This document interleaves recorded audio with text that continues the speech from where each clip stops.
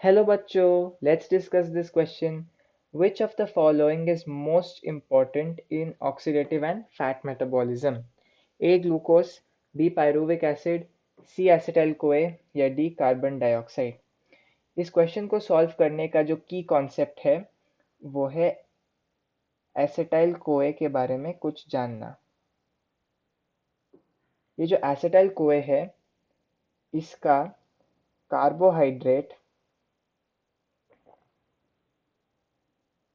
Protein और fat metabolism में involvement होता है। इन तीनों के मेटाबॉलिज्म में एसिटाइल कोए का इन्वॉल्वमेंट होता है।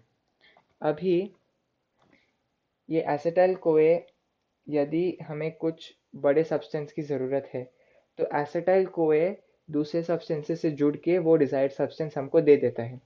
लेकिन यदि हमें एसिटाइल कोए की ही शॉर्टेज पड़ जाती है तो वो जो सब्सटेंस बना है उसको तोड़कर बॉडी एसिटाइल कोए को हासिल कर लेता है, क्योंकि ये एक बहुत ही इम्पॉर्टेंट लिंक है कई मेटाबॉलिक पाथवेज में।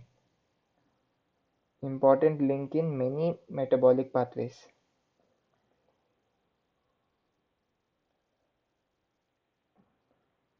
आप रेस्पिरेशन वाले चैप्टर में पढ़ेंगे कि ये जो ग्लूकोस है, ग्लूकोस पहले ग्लाइकोजन में सॉरी ग्लूकोस पहले पायरुविक एसिड में टूटता है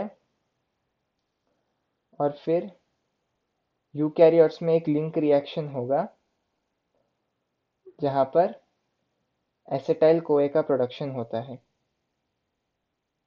ये जो एसिटाइल कोए है वो क्रेब्स साइकिल नामक एक साइकिल में पार्ट लेगा जहां से हमें एटीपी और दूसरे सबस्ट्रेट्स मिलेंगे जैसे NADH2 और FADH। तो ये जो एसिटाइल कोए है वो एक बहुत ही इंपॉर्टेंट सा लिंक है इस क्रेब्स साइकिल के लिए। यहाँ पर हमने देखा कि ग्लूकोज से एसिटाइल कोए बना, लेकिन ये जो ग्लूकोज है वो एक कार्बोहाइड्रेट है। कभी ऐसा भी हो सकता है कि ग्लूकोज की शॉर्टेज हो तो फैट से एसिटाइल कोए बना, या फैट और कार्बोहाइड्रेट की शॉर्टेज हो तो प्रोटीन से एसिटाइल कोए बना। एक बहुत ही इंपॉर्टेंट सा लिंक है फैट मेटाबॉलिज्म ही नहीं बल्कि प्रोटीन और कार्बोहाइड्रेट मेटाबॉलिज्म में भी। तो यदि हम ऑप्शंस को देखें, ए ग्लूकोज, ग्लूकोज का फैट मेटाबॉलिज्म में कोई रोल नहीं है।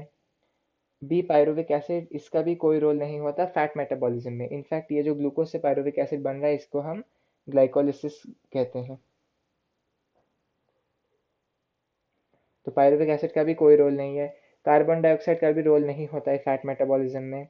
एसिटाइल कोए का रोल ज़रूर होता है फैट मेटाबॉलिज्म ही नहीं बल्कि प्रोटीन और कार्बोहाइड्रेट मेटाबॉलिज्म में भी।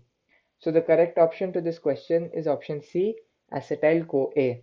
Hope you have understood it well. All the best.